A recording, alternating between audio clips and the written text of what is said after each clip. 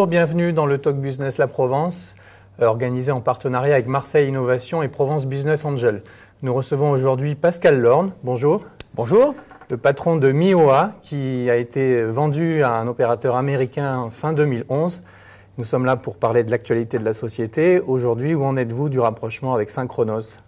Bien, aujourd'hui, ça fait maintenant 5 mois que nous avons procédé à la cession, puisqu'elle a eu lieu le 30 décembre 2011.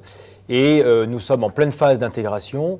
Donc d'ailleurs, le nom Mioa va bientôt être abandonné pour être remplacé par Synchronoss Europe d'ici 15 jours. Et nous sommes donc en phase d'intégration avec une maximisation des échanges entre les équipes marketing, les équipes de R&D et les équipes commerciales, tant aussi bien entre le siège qui est basé à New York et Marseille. Alors vous gardez vos fonctions de président de la structure? Voilà, je reste le président directeur général de la structure qui désormais va s'appeler Synchronoss Europe et qui m'amène à donc gérer l'ensemble des activités en Europe et en Asie pour le compte de Synchronoss. Alors Synchronoss, c'est quoi aujourd'hui en quelques chiffres au niveau mondial? Synchronoss, c'est une entreprise qui est cotée au Nasdaq, qui se porte très bien d'ailleurs, qui fait environ 300 millions de dollars de chiffre d'affaires, 2000 salariés à travers 11 sites dans le monde, dont la côte ouest, San Francisco, d'où je reviens, ainsi que New York, Chicago, donc en Europe, Marseille et Bucarest, qui sont les implantations apportées par Mioa, et en Inde, à Bangalore. Nous avons également des centres commerciaux à Londres, Hong Kong et Caracas. Alors l'activité de ce groupe aujourd'hui, vous travaillez sur quel marché? Alors c'est un marché qui n'est pas très connu du grand public, mais pour essayer d'exprimer ça simplement, il faut savoir qu'à chaque fois qu'on sort d'une boutique d'un opérateur téléphonique ou qu'on insère une carte SIM dans un téléphone, son iPhone ou son Android, il y a toute une mécanique, une plomberie derrière qui dure quelques secondes et dont on n'imagine pas la complexité, qui consiste à envoyer au serveur de l'opérateur téléphonique les informations sur le type de téléphone, aller chercher des informations sur l'utilisateur, savoir s'il a bien un compte bancaire, relier son numéro de téléphone au bon service et l'espèce de magie qui fait que d'un seul coup, quand on met la carte SIM dans le téléphone, ça fonctionne et ça atterrit sur le bon opérateur. Alors ça, c'est le savoir-faire. Et qu'est-ce qu'a apporté Mioa dans ce groupe? Quelle est la spécificité? C'est une des questions de notre partenaire Marseille Innovation. Quelle a été la véritable innovation de Mioa qui a permis cette vraie croissance? Alors la raison pour laquelle Mioa a fait l'objet de la convoitise de Synchronoss, elle est double. La première raison, c'est une raison commerciale. Il faut toujours en revenir aux éléments du business. Synchronoss est une entreprise qui était exclusivement tournée sur le marché américain. Et Mioa, avec son implantation et sa très forte pénétration commerciale sur le marché européen ainsi que sur le marché asiatique, notamment chinois, puisque nous avons parmi nos clients ZTE et Huawei ainsi que Samsung, qui sont à eux trois plus gros fabricants de téléphones du monde. Donc nous apportons à travers ce développement commercial, je dirais, le reste du monde, on va dire. On a également quelques marchés au Maroc et en Tunisie, mais on apporte à Synchronoss la capacité de sortir des frontières américaines et de couvrir l'Asie, l'Europe et l'Afrique d'un seul coup. Donc je dirais que pour une fois, c'est une bonne nouvelle. Une entreprise française exportatrice apporte cette dimension commerciale à une entreprise américaine. Et il y a le côté technique. Alors, la deuxième raison pour laquelle Synchronoss nous a proposé de les rejoindre, c'est pour l'ensemble des brevets que nous avons développés. Nous avons un portefeuille d'une dizaine de brevets qui représente une évolution majeure sur la technologie de compression des données entre le téléphone portable et les serveurs de l'opérateur. Alors, je vais essayer de faire simple, mais grosso modo, je pense que tout le monde comprend bien que on voit de plus en plus d'iPhone et d'Android autour de soi. Qu'est-ce que ça veut dire? Ça veut dire qu'il y a de plus en plus de consommation de données. Les utilisateurs vont sur Facebook, vont sur leur email, vont sur YouTube. Tout ça, ça consomme beaucoup de données. Bon, la taille des tuyaux, elle est grande comme ça. Il y a deux solutions. Soit on augmente la taille des tuyaux, alors c'est symbolique parce que c'est des tuyaux virtuels qui passent à travers les airs, mais soit on augmente la taille des tuyaux, mais dans ce cas-là, il faut rajouter des antennes, ça coûte très cher, et les utilisateurs râlent parce que ça met les antennes au-dessus de leurs écoles, soit on compresse Les données qui passent dedans. Bon, ben, ce que MIOA a développé, c'est des algorithmes très intelligents sur lesquels on a bossé pendant une dizaine d'années, puisqu'on avait presque commencé en fait les développements de recherche et développement sur ce sujet-là avant le démarrage de l'entreprise. Et donc, au sein de toutes ces années, on a développé un portefeuille de brevets qui aide à compresser de manière très significative, puisqu'on arrive à diviser par 10 quasiment la taille des données, donc à remplir 10 fois plus de données dans le même tuyau pour les opérateurs téléphoniques. Alors ça, c'est beaucoup d'ingénieurs, je suppose. Il y a des têtes pensantes, il y a des vrais cerveaux. 80% de nos effectifs, c'est de la matière grise, c'est des ingénieurs. Alors, les commerciaux, le côté obscur de l'AppForce dans lequel je me mets, parce que même si je suis formation en ingénieur et que j'ai pondu mes premières lignes de code à 12 ans, très vite je suis passé côté commercial. Et les commerciaux, on est une petite dizaine pour une entreprise de 100 personnes, vous voyez, donc c'est vraiment une entreprise d'ingénierie, on est des geeks, nous.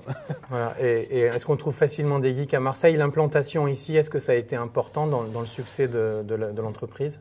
Alors, non seulement on trouve assez facilement des bons ingénieurs à Marseille, puisqu'on a véritablement un réseau d'universités, et d'ailleurs on recrute régulièrement. Je fais appel à tous les étudiants qui veulent trouver des sujets de stage sympas d'ailleurs, parce que c'est un peu la porte d'entrée dans des entreprises comme les nôtres. Ça commence par un stage, donc il y a plein d'écoles. Je pense notamment aux mines de Gardanne et l'école d'informatique de Marseille qui nous apportent régulièrement des stagiaires qu'on embauche quasiment systématiquement derrière. Vous continuez à embaucher aujourd'hui? On continue à embaucher. Il y a quelques embauches qui vont arriver là dans les jours à venir. On fidélise beaucoup aussi. Vous savez, sur Marseille, arriver à trouver un job dans une boîte qui est vraiment internationale, qui touche à des produits assez sympas, grand public, parce que quelque part, à chaque fois qu'un utilisateur utilise Facebook ou de l'email sur son portable, c'est notre technologie qui l'utilise. C'est quand même plus sympa de bosser pour une boîte qui fait ça qu'une boîte qui fait des logiciels de comptabilité, quoi. Une boîte qui paye bien, je pense qu'on paye bien, on est dans les normes du marché, voire un petit peu supérieur. Une boîte qui est bien placée, on est dans les docks, qui est un magnifique bâtiment au carrefour du métro, de l'autoroute, du TGV, de l'aéroport. Et une boîte qui distribue des stocks options maintenant Qui distribue des stocks options. On a c'est vrai, sur cette session, rendu quelques-uns des premiers salariés millionnaires ou presque millionnaires, ce qui est assez rare. Donc, ce qui fait qu'il y a un vrai entraînement et il y a certaines personnes qui se disent, OK, il y a des vraies aventures qui permettent de rendre des informaticiens la monnaie de la pièce pour les efforts qu'ils ont développés, quoi. Donc des boîtes comme ça, il n'y en a pas des tonnes et des tonnes. Donc Marseille, en ce sens, est vraiment un capital de fidélisation, parce que la même entreprise, si elle était basée peut-être à Londres ou à Paris ou à New York, aurait beaucoup plus de concurrence, entre guillemets, d'entreprises de ce type qui proposeraient les mêmes avantages, entre guillemets. Donc on a un vrai facteur fidélisation de nos salariés chez nous. D'accord. Alors une autre question de l'autre partenaire Provence Business Angel, justement sur la fidélisation. Est-ce que vous avez réussi à fidéliser vos actionnaires? Est-ce que vous avez, avant la revente, procédé à plusieurs tours de table? Et est-ce qu'au moment de la revente, vos premiers actionnaires, Love Money ou Business Angel, étaient toujours présents? Oui, alors ils nous ont suivis. En fait, pour la petite histoire quand même, nous avons développé l'entreprise, et c'est pas une légende, avec 5 000 €. C'était pas dans un garage, mais quasiment dans une pièce qui devait faire 4 mètres carrés. Et nous avons été profitables pendant les 3 premières années. Et là, je dirais, j'envoie un peu un message à tous les entrepreneurs de la région. Faut pas croire que démarrer une entreprise, ça commence par une levée de fonds. Il y a des étapes. Et nous avons commencé par faire de l'argent pendant les 3 premières années. On a été profitables. On a monté l'entreprise jusqu'à 15 salariés entièrement en autofinancement avec 5 000 € de capital.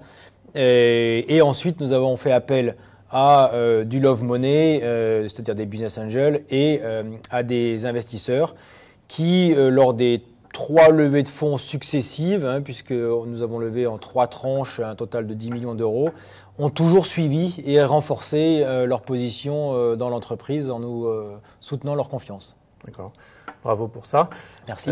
Les projets, on sent que l'implantation à Marseille n'est pas du tout remise en cause dans le nouveau groupe. Est-ce qu'il y a des projets pour le site en particulier? Comme je le mentionnais, Synchronos, et je suis bien placé pour en parler, puisque nous avons disons, un conseil stratégique corporate auquel je suis associé. Donc je vois très bien quelle est la visibilité et quelle est la dimension qu'on veut donner au groupe au sein de l'évolution dans les années à venir. Synchronos, nous avons actuellement 11 implantations dans le monde. Nous avons récemment essayé de faire un peu un balayage des centres d'excellence. On a identifié 5 centres d'excellence parmi ces 11 implantations. Marseille en fait partie avec, je dirais, une très forte vitalité, une très forte compétence sur toutes les applications développement mobile Android, iPhone, ainsi que sur la compression. Donc Marseille fait partie des 5 piliers du déploiement de Synchronos dans le monde et a vocation, comme je le disais tout à l'heure, à continuer à croître, puisque là nous avons quelques embauches qui vont être annoncées dans les jours à venir. Alors, vous avez annoncé qu'une partie des revenus que vous aviez touchés de la revente de votre société, que le montant est important puisqu'on était autour de 50 millions d'euros, je pense, la vente, le rachat, allait être investi donc dans des actions humanitaires. Est-ce que vous pouvez en dire un mot? Parce que c'est un engagement fort de votre part. Alors, mon associé et moi-même, François Collomb et moi-même, avons décidé de dédier une proportion d'environ un tiers des bénéfices, des gains de cette vente à des actions sociales. Alors, actions sociales, il y a 2 volets. Il y a un premier volet qui, effectivement, est du mécénat ou de l'humanitaire. Et là, nous soutenons d'ores et déjà 3 opérations. Une à Madagascar sur des mères de famille de très jeunes enfants. À Manille, aux Philippines, sur une aide à soutenir la sortie des enfants des bidonvilles, ou au moins, en tout cas, les aider à avoir une formation en parallèle de leurs activités de tri sur les montagnes de déchets. Et au Brésil, à São Paulo, pour aider les enfants à sortir du crack et à retrouver un chemin vers l'éducation également. Donc ça, c'est un premier volet. Et puis il y a un deuxième volet qui est l'entreprise sociale solidaire. Donc là, on est en train de monter quelques structures et c'est encore vraiment embryonnaire, mais je pense qu'on a à peu près trouvé le filon de ce qu'on voulait faire. C'est d'aider à travers des apports en capitaux et en conseil, des jeunes entrepreneurs qui veulent se lancer dans des entreprises sociales avec l'objectif qui est de créer de l'emploi. Donc ça peut être monter des entreprises de nettoyage, monter des entreprises d'aide à la personne, avec des marchés captifs qu'on a su aujourd'hui monopoliser. Je dirais que là, on a une première opération sur 300 logements sur lequel on est en mesure d'ores et déjà d'apporter, je dirais, ce marché à des jeunes pousses qui voudraient y apporter du service à la personne. Donc voilà, c'est un petit peu les deux axes sur lesquels se repose ce projet social. Alors puisqu'on est justement au coup de cœur, au coup de pouce, on a l'habitude de terminer l'émission par un message que l'invité veut formuler. Est-ce que vous avez une carte blanche, un coup de pouce ou un... Alors, vous m'aviez dit coup de gueule ou coup de chapeau. Coup de gueule, je ne sais pas trop. Je ne crois pas que j'ai de coup de gueule à donner aujourd'hui, puisque tout s'est relativement bien passé et on attend de voir la suite des élections pour voir comment est-ce que les nouvelles orientations du gouvernement vont impacter, je l'espère positivement, la croissance, puisque c'est leur objectif. C'est plutôt un coup de chapeau que je voudrais donner à l'établissement public Euroméditerranée qui, tout au long du développement de Miowa depuis 9 ans, a été absolument exceptionnel.